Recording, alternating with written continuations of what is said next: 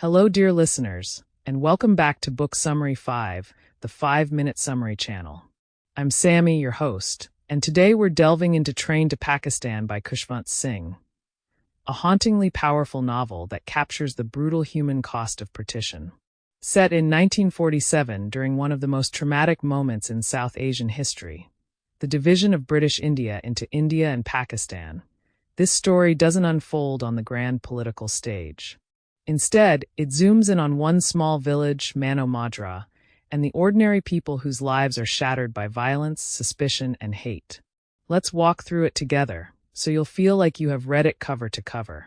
Mano Majra is a quiet village nestled along the border of India and Pakistan, where Sikhs and Muslims have lived together in relative peace for generations. It's a place where time is marked not by the ticking of clocks, but by the schedule of the local train, and where daily life is still shaped by agriculture, religion, and shared history.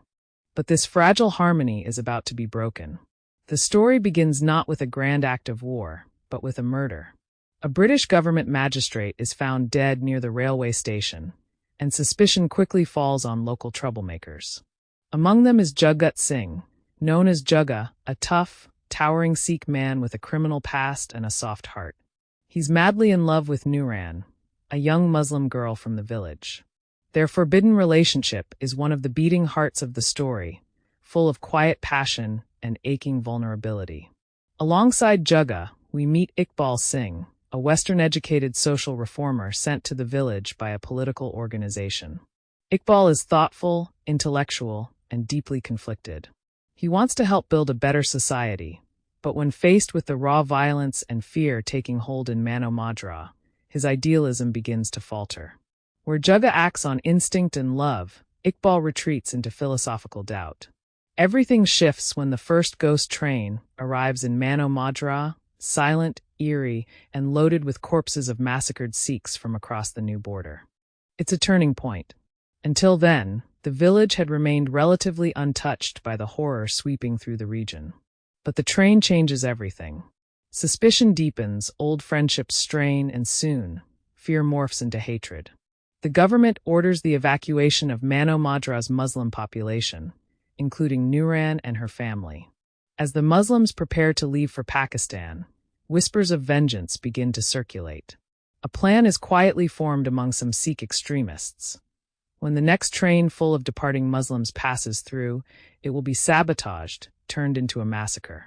The very railway that once connected lives and livelihoods is now a symbol of death. This looming violence becomes the emotional climax of the story. Iqbal learns of the plan and is faced with a choice: act or stay silent. But it's Jugga, the man once dismissed as a brute, who ultimately rises to the moment. When the night comes and the train begins to move, Jugga climbs the signal tower with one goal: to cut the rope that will derail the train and save the lives of Nooran and her people. His act is raw, uncalculated, and completely selfless. He sacrifices himself for love, for peace, and for a vision of humanity beyond religion and revenge.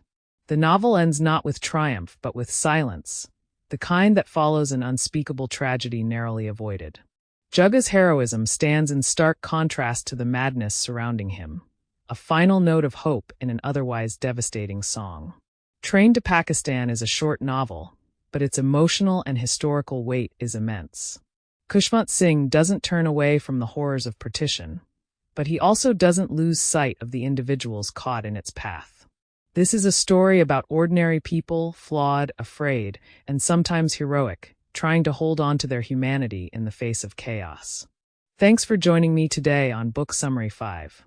If this story moved you, as it has moved generations of readers, please subscribe, share, and stay with us for more. Until next time, happy reading.